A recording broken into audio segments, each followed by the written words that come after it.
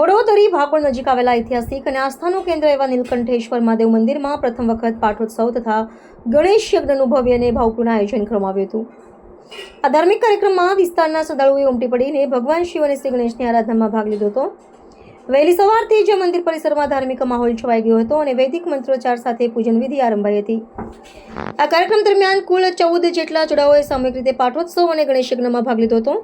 ખાસ કરીને મંદિર આસપાસના 7 જેટલા ફળિયાના રહેવાસીઓએ આ પૂજાનો લાભ લીધો હતો, જેનાથી સમગ્ર વિસ્તારમાં એકતા, સમરસતા અને ભક્તિભાવનો સુંદર સંદેશ પ્રસરી ગયો હતો। પૂજન વિધિ અનુભવી પંડિતોના માર્ગદર્શન હેઠળ સંપન્ન કરવામાં આવી હતી, જેમાં યજ્ઞ, હવન, આહુતિ, આરતી તથા શાંતિ પાઠનો સમાવેશ કરવામાં આવ્યો હતો।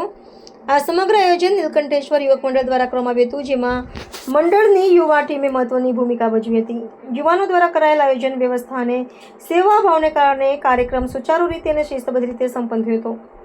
આ પ્રસંગે મંડળના સભ્યોએ જણાવ્યું હતું કે આવા ધાર્મિક કાર્યક્રમો દ્વારા સમાજના સકારાત્મક ઉર્જા, સંસ્કાર અને પરંપરાનું સંરક્ષણ થાય છે।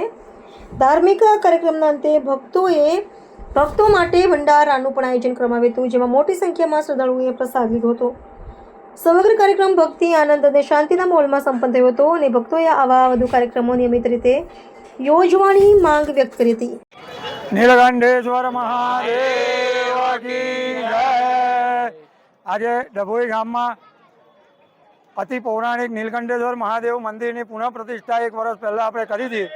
એના પાઠોત્સવ નિમિત્તે આજે ભક્તોના સહકાર દ્વારા ગણેશ યાગનું આયોજન કરવામાં આવેલ હતું અને એ ગણેશ યાગમાં ઘણા બધા ભક્તોએ દર્શનનો લાભ લીધો।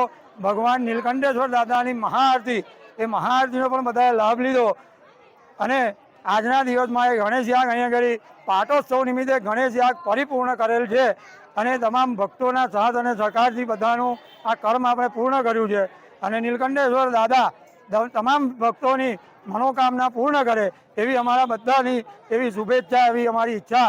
નીલકંઠેશ્વર મહાદેવ કી જય।